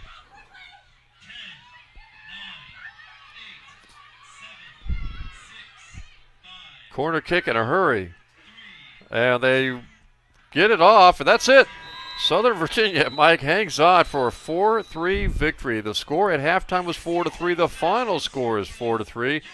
And the Knights get their third win of the year, improved to 3-5. And Averett drops to 0-4-1 on the season. Well, offensive output in the first half, 7 total goals scored in the second half. Great adjustments by both teams. The Knights were able to make those adjustments and keep the goals from happening, but also Averett was able to keep the goals from happening too. So a lot of things that the Knights can work on. Hopefully the best thing that can happen to them is they can get their players all back healthy That's and ready the for key, St. Mary's. Trying to get some of these players back. Taniana Monson, we'll see about her. But that first half, 4 goals, 2 by McFadden, 2 by Gamby. Hardy gave up 3 goals in the first half and was able to dodge some bullets and pitch a shutout in the second half. And the Knights are able to hang on, Mike, 4-3 down the stretch. Yeah, tough game for the Knights to try to figure out. Start out 2-0 in the first half, and then all of a sudden giving up 2 goals very quickly. Again, gain 2 more goals and go into halftime at a 4-3 lead, and then hang on in the second half, playing some pretty good defense. Just didn't see the offensive output that we saw in the first half. And so now the Knights, as far as women's soccer is concerned, they'll prepare for their big road trip Saturday to St. Mary's. Yeah, again, get people healthy. That's the biggest key, I think, right now for this team is to make sure that everybody's healthy going into that game. And it would be just fantastic for them to come out with a win in their first conference game, again, against a foe that took them out of the conference tournament last season. And don't forget, we will have men's soccer action, Mike, coming up tomorrow night, 6 o'clock.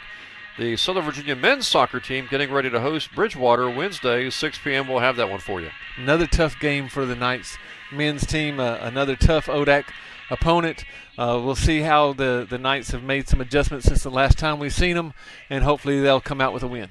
So, again, a big victory tonight for Southern Virginia. They get their 3rd win of the women's soccer season as Southern Virginia hangs on down the stretch and beats Averett. Your final score again, Southern Virginia 4 and Averett 3. That's going to wrap things up here from the fields at Southern Virginia University. For Mike Harmon and all the crew, I'm Jim Bresnahan. Thanks for joining us tonight.